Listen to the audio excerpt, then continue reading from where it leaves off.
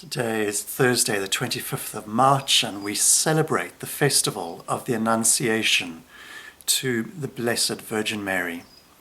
It's the day on which we celebrate the angel Gabriel coming to Mary to tell her that she will conceive and give birth to the Son of God. Now let me read you an extract from that story in Luke chapter 1. I'm just going to read verses 30 to 33. The angel says to Mary, "Do not be afraid, Mary. You have found favor with God. You will conceive and give birth to a son, and you are to call him Jesus. He will be great and will be called the Son of the Most High. The Lord God will give him the throne of his father David, and he will reign over Jacob's descendants forever. His kingdom will never end." So in the Christian church, we tend to celebrate Christmas as the highlight of the church year. Indeed, this is not true of all churches, but it is certainly true of the Protestant and Catholic churches, the churches of the West. And so Christmas, the 25th of December, is for us the day in which we really celebrate the coming of God into the world in the form of this little baby Jesus. But of course, a baby doesn't arrive on the day of their birth, do they? They are really arriving 9 months before, at the time of their conception. And this is no less true for Jesus. And this is why exactly 9 months before Christmas Day, towards the end of March each year, we celebrate this festival. But it's kind of hidden away. It just happens this year to fall on a Thursday. We don't have a special church service on Thursday. We might have a service for Ash Wednesday and for Ascension Day and other days that are in the week, but this day, the Annunciation, is just one of those days that slips past, and unless you know the lectionary, you wouldn't even be aware that it's happened.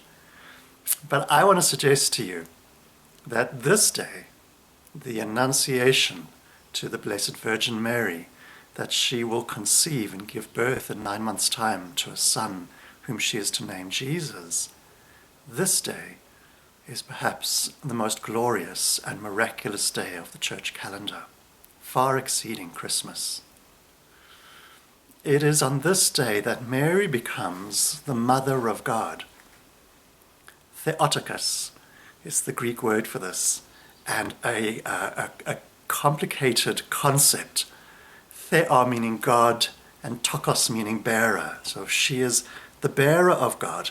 She doesn't create God, but she bears this divine human hybrid in her womb and carries him to term for 9 months.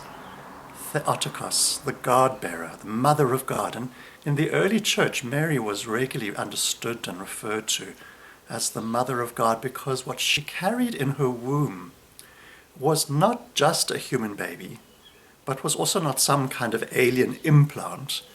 It was a human fetus that was merged, in a sense, with the DNA of God. Something completely human, and yet also completely divine. One of the great mysteries of our faith is the nature of Christ, and it really starts at his conception. Jesus wasn't just a normal human fetus that then became God or became the Son of God at the moment of his birth. That took place at the moment of his conception many months before. So one might wonder, well, why is this important, Adrian? This all seems rather hypothetical and esoteric. And let me suggest to you 3 reasons why I think that this is important for our understanding of God and of God's presence in the world. And the first is that it points to a profound emptying out of God, which we recognize in the birth of Christ, but which we must recognize even far more deeply and extravagantly in his conception. The emptying out of God, which we call the kenosis, the emptying out, the God pouring out his divinity and becoming smaller and smaller and smaller until he becomes human, which we read about in Philippians 2, is not just God coming down into the form of an infant, but rather coming down into the form of a single cell. That very first cell that was fertilized in Mary's womb, God is there present at that moment. And that is a profound emptying out, because during those 9 months, when a cell does not even have consciousness, when it is just growing silently inside its mother, God was present in that moment and was part of that experience of growing from that one human cell. And there's something quite remarkable to think that our God, who created the heavens and the earth, who has existed for all time, and who is not bound in any way by time and space, should choose to become that small, to empty out God's self to that extent, points to the great gift of God for humanity, and is a sign of the extravagance and almost recklessness of God's love for us. The second thing that I think is so important about focusing on the conception and not just on the birth of Christ is that it points to God's willingness and desire to partner with humanity in the most important work of God. We think of a newborn baby as being vulnerable, and of course they are. But once an infant is born, it could be passed on to a surrogate parent. It doesn't necessarily have to be raised by its mother. There could be a wet nurse that provides milk. There could be other caretakers around that look after him. But in the 9 months before birth, between conception and birth, that baby is utterly and entirely dependent on its mother. Nobody else can carry it on her behalf. She can, of course, be supported and cared for by the people around her, but it really resides in the womb, in the hands of that individual woman.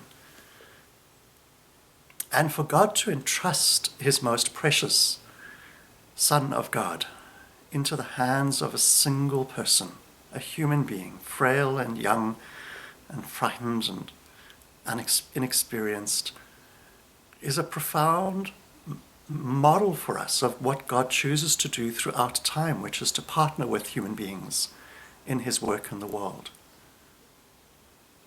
And in this case, Mary has to do it herself.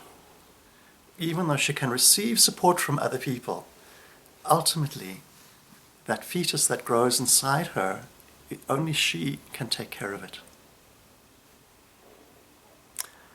And thirdly, and here I'm drawing on Eastern Orthodox theology from the Russian, Greek, Ethiopian Orthodox theologies, is that when God incarnated into Christ at that moment of conception, in some way that's a mystery for us, so let's try not to rationalize it too much, but in some way, God inserted divine DNA into human DNA.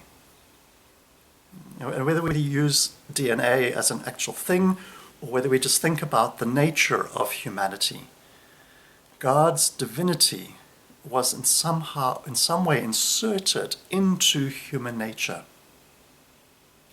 And for Orthodox Christians, it is this moment where we find the roots of salvation, in the conception of Jesus Christ. Because as God inserts the divine nature of God into the human person of Jesus, this single cell, God begins a process of redeeming not just a person, but the very nature of humanity.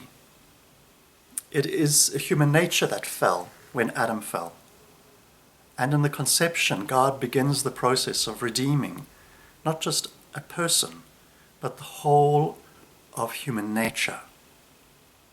And so we begin to see salvation at work in quite a deep and profound way, sort of deeply buried in the DNA and in the fabric of humanity through that conception. Well, this is maybe enough thinking and reflecting on these esoteric things for today. But I hope today that you will celebrate with me and with many Christians throughout the world this great miracle of God. Not just that God came to earth as a baby, but that God came to birth as a single cell, became an embryo, and grew as a fetus in the womb of a young woman called Mary. Part of God's extravagant pouring out of God's self for humanity. Part of God's choice to work in the most vulnerable ways in partnership with humanity. And part of God's deep commitment to restoring and redeeming our human nature and aligning us once again with God. And so we give thanks to Mary for her willingness to say, "Let it be to me as you wish."